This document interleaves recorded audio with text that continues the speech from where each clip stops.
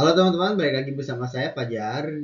Kali ini saya akan membahas tentang salah satu hal yang paling penting di Eropa pada saat itu.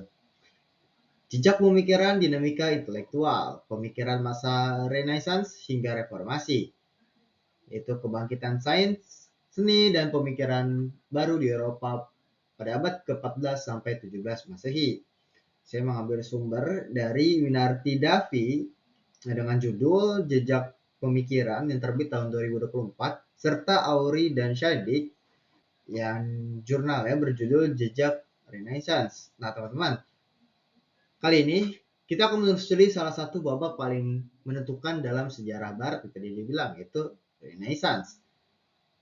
Atau bisa disebut masa kelahiran kembali ya peradaban Eropa pada abad ke-14 sampai 17 yang tadi disebutkan.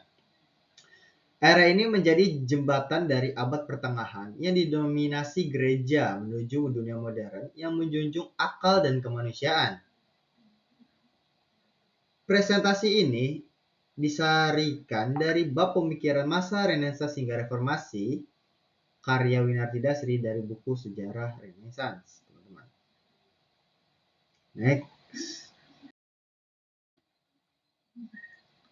Ya, ini nama pembuatnya saya sendiri yaitu Fajar Firdaus ya. Terkenalnya tadi udah perkenalan, kita lanjut saja. Next.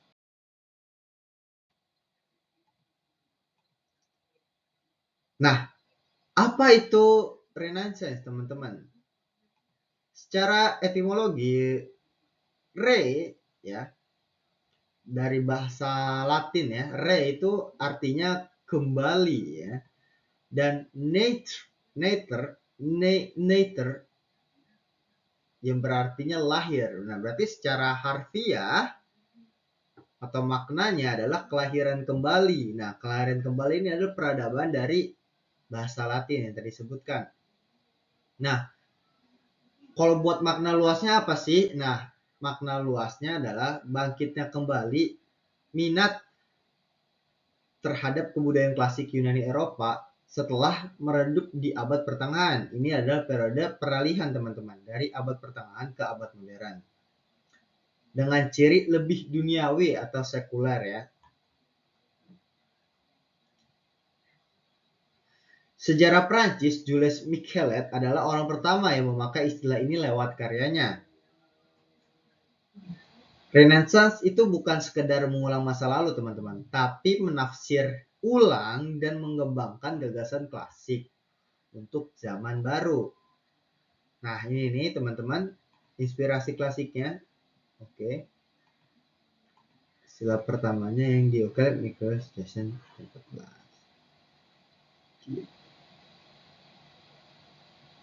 Tuh teman-teman. Lanjut.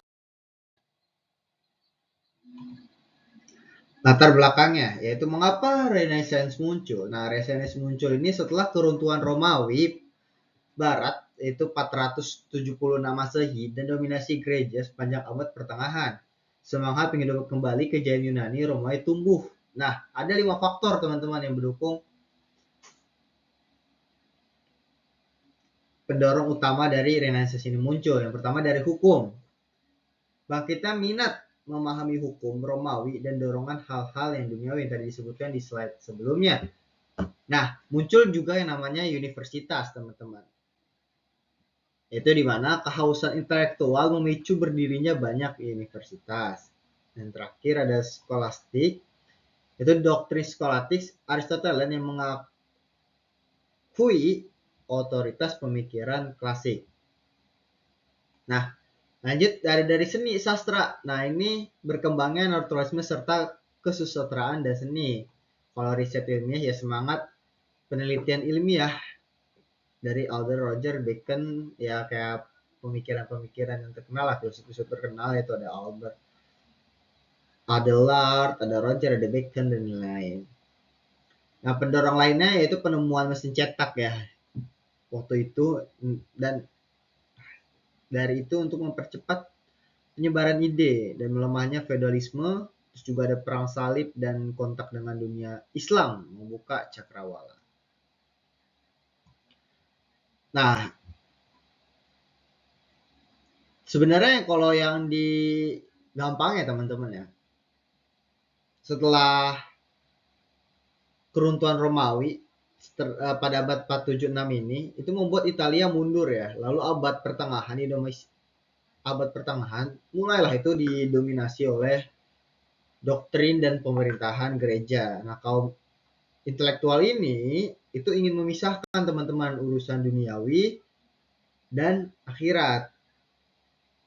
Kok bisa ya? Karena terinspirasi dari kerajaan Yunani kuno. Nah,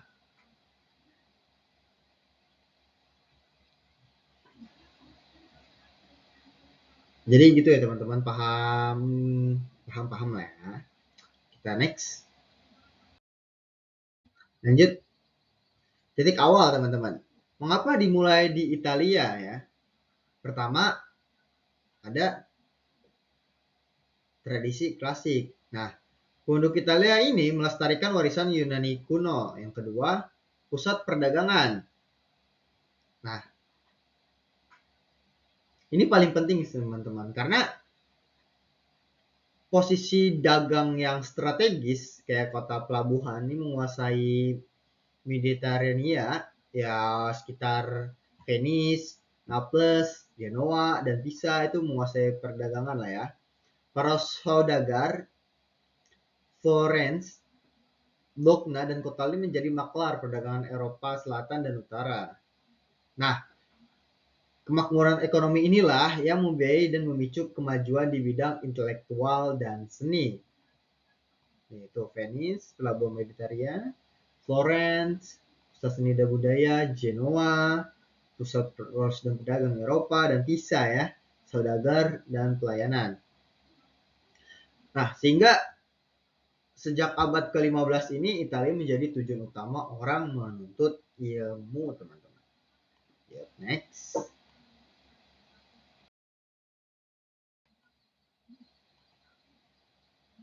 Di kebudayaan, perkembangan sastra itu menjadi ada 3 periode. Yang pertama Terenzio sampai dengan 1375. Terenzio Petrarch ini dia lahir pada tahun 1304 dan wafat pada 1374. Ini dikenal sebagai bapak kesusastraan Renaissance. Ya. Karya-karyanya terkenal lewat soneta untuk Laura ya teman-teman, dan Giovanni Boccaccio dengan Decameron yang memuat 100 cerita dan menjadi populer lah untuk novel-novel psikologis. Jadi novel-novel psikologis ini ya pelopor dia ya dari Trecento ini. Lanjut ada Quattrocento. Ini dia pada abad ke-15. Ini kebangkitan bahasa Latin dan Yunani kuno. Sarjana ke Konstantinopel ya. Dia menuntut ilmu pada tahun 1423 dari Italia nih ke Konstantinopel, dan Giovanni Austria berhasil membawa sekitar 250 naskah kuno ya, termasuk karya Euripides dan Thucydides. Ya. Lanjut ada Cinquecento 1950. Ini puncaknya dia mengembangkan syair ya, kepahlawanan, drama, sastra pastoral. Nah, tokohnya ada yang terkenal itu Lodovico Ariosto, Orlando Furcio, dan Niccolo Machiavelli.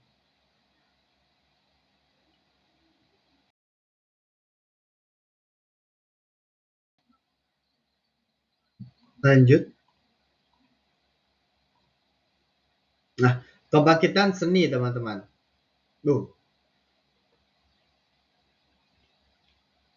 Kelahiran Renaissance ya. Karena ya ditandai dengan gerakan kembali pada bidang seni. Menurut Ernest Gombrich, Renaissance bukan keilmuan yang benar-benar baru ya, melainkan pergerakan kembali tanda kutip pada seni klasik. Cirinya itu seniman bebas berekspresi, tema bergeser dari keagamaan ke manusia sebagai objek, dan berkembang teknik perspektif dalam diskusi cat minyak. Ada dua maestro paling termasyur, yaitu Leonardo da Vinci, ini bisa dilihat sendiri, dan Michelangelo ya. Dia ahli lukis patung nih. Lanjut. Dalam hal pemikiran ada revolusi filsafat ya. Kembalinya Plato, penolakan skolastisisme, dan dia merekonsiliasi Platonisme dengan ajaran Kristen. Ada Lorenzo Valla ya, pengikut Epicurus, kebahagiaan sebagai kebaikan tertinggi, menolak ateisme. Jadi intinya adalah awalnya dari penolakan skolastisme ya. Kaum humanisme ini kembali ya pada pemikiran Plato dan berupaya merekonsiliasi Platonisme dengan Kristen. Pico della Mirandola yang mengusung nih awalnya nih gagasan agama universal, perpaduan Platonisme, Kristen dan Yahudi. Terus juga ada Lorenzo Valla ya, ikut Epicurus, mengakui kebahagiaan sebagai kebaikan tertinggi dan menolak askestisme. Yang paling berpengaruh adalah Niccolo Machiavelli tadi ya. Dia filsuf politik yang penulis The Prince. Ini menggambarkan negara bukan sebagai idealisme, melainkan apa yang nyata terjadi dan dilihat dari pengalaman. Leonardo da Vinci ini juga menolak otoritas sebagai sumber kebenaran dan mendukung metode induktif atau empiris. Lanjut. Dalam pemikiran juga ada revolusi sains ya. Yang pertama astronomi, pandangan paling terkenal itu adalah geosentrisme.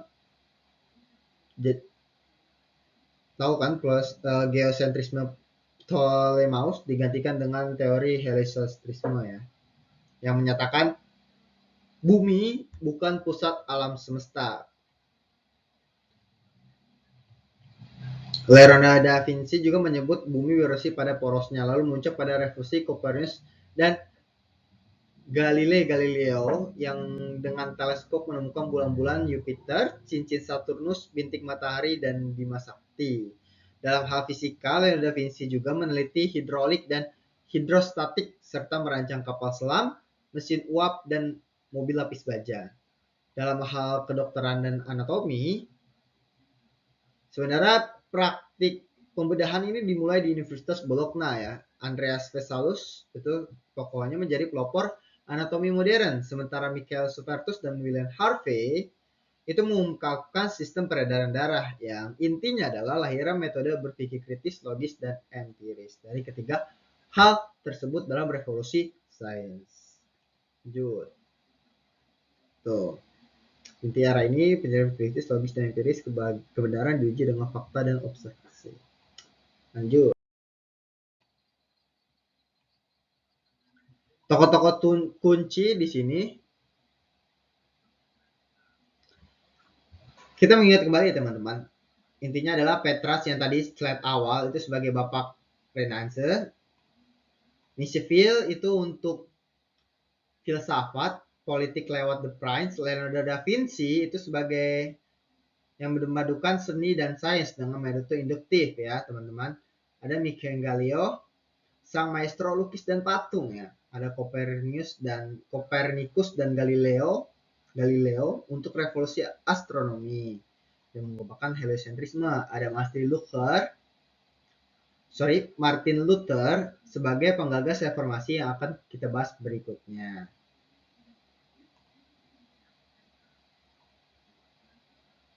Nah, ini penggagasan reformasi gereja. Lanjut.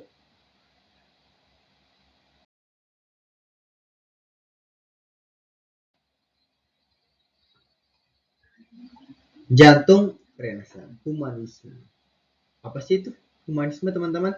Humanisme adalah jantung Renaissance ya. Aliran ini memfokuskan dan memperjuangkan martabat manusia, menjunjung tinggi nilai kemanusiaan demi kepentingan manusia itu sendiri. Manusia adalah pengukur dari segala sesuatu. Protagoras landasan filsafat.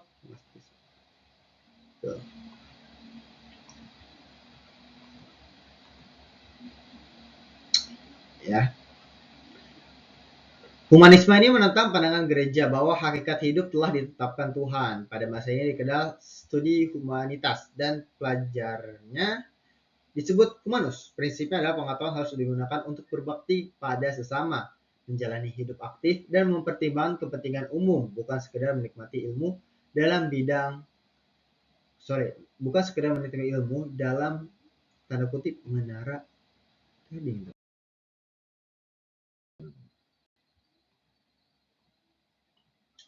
Kelanjutan dari sini adalah reformasi yang dipelopori oleh Martin Luther ya. Beliau ingin mengubah zaman secara radikal dan menyeluruh ya. Jadi ya si Luther ini berupaya memperbaiki penyelewengan di gereja, misal praktik perjualbeli surat pengampunan dosa lah, dan pelarangan masyarakat membaca Alkitab. Ya, sebenarnya terinspirasi tulisan Erasmus ya, yang judulnya anti barbari. Nah, nih si Erasmus ini nih. Namun keduanya beda strategi. Kalau misalkan Erasmus ini menghendaki perubahan bertahap karena khawatir perubahan radikal justru memecah belah dan meneror masyarakat. Sedangkan Luther ingin mengubah zaman secara drastis ya nih. Kalau kalian lihat, Luther juga menekankan keyakinan bahwa Tuhanlah satu-satunya juru penyelamat manusia. Ya, reformasi ini kelak yang memicu perpecahan keagamaan besar di Eropa. Ini ada sisi lainnya, sisi gelap dan sisi terang. Ya, sisi terang, sisi gelap dan ketegangannya. Dan saya bukan hanya kisah keemasan. Gelombang perubahan besar selalu disertai gejolak ya. Ada konflik perpecahan, itu pergerakan sosial politik mengguncang tatanan masyarakat Eropa, teman-teman. Ada benturan dengan otoritas, sains menggoyangkan keyakinan lama, kira bentrok dengan otoritas gereja. Dan terakhir itu perpecahan agama ya. Reformasi memicu ketegangan dan perpecahan keagamaan yang panjang. Penting untuk berimbang ya, buku sejarah Renaissance menegaskan pada sisi gelap di balik gemilangan ini. Renaissance itu memunculkan konflik, perpecahan, dan ketegangan mesti gelombang perubahan besar. Ya, pergeseran pola sosial dan politik ini mengguncang tatanan masyarakat Eropa ya, karena ada transportasi ilmu pengetahuan menggoyangkan keyakinan lama sehingga berbenturan dengan otoritas gereja. Yang membuat perpecahan ya, ketegangan dan perpecahan agama yang panjang, yang pelajarannya kemajuan besar dalam sejarah hampir selalu disertasi gejolak ya dan harga sosial yang harus dibayar. Oke teman-teman, dampaknya warisan Renaissance ya, yaitu ada metode ilmiah dengan cara observasi dan eksperimen menggantikan otoritas tradisional yang tadi langsung dogma agama lah. Menuju abad modern, jembatan menuju abad pencerahan ya, Aufklärung dan filsafat modern. Mulai munculnya humanisme dan individu, pemikiran itu tumbuhnya rasionalisme dan kesadaran individu cikal bakal HAM ya. Kemajuan serempak yaitu dari seni, arsitektur, politik, sastra, dan sains. Mereka itu berkembang bersama. Oke, ini menurut Saifullah adalah Renaissance dan humanisme menjadi jembatan lahirnya filsafat modern. Oke. Ya, kesimpulannya adalah teman-teman, Renaissance ini sebagai fajar lah, itu kayak terbit matahari di dunia modern. Renaissance ini adalah kelahiran kembali peradaban dari dominasi doktrin gereja menuju kebebasan berpikir dan humanisme. Bermula di Italia karena kemakmuran dagang yang tadi dan warisan klasik, lalu menyebar ke seluruh Eropa. Melahirkan kemajuan luar biasa di sastra, seni, filsafat, dan sains, sekaligus memicu reformasi. Menjadi fondasi dunia modern yang kita tinggali hari ini. Jadi pada akhirnya Renaissance ini menjadi fondasi dunia modern yang kita tinggali ini. Tutup ya. Tutup oleh teknologi-teknologi yang ada pada saat ini. Yaudah, itu aja yang bisa saya sampaikan. Kurang lebihnya mohon maaf. Terima kasih. Wassalamualaikum warahmatullahi wabarakatuh.